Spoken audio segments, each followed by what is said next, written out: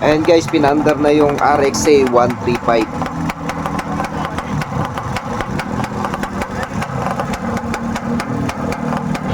Solid yung tunog ah.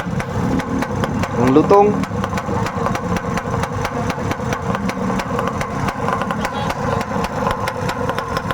Tsaka guys, ang ganda niya oh, simple lang. Tsaka yung green doon sa may crank, yung kulay na green, yung agaw pansin siya.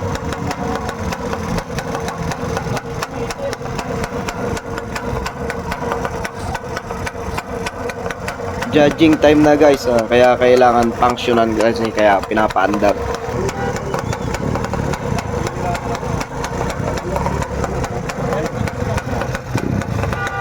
Solid guys, lutong ng tunog.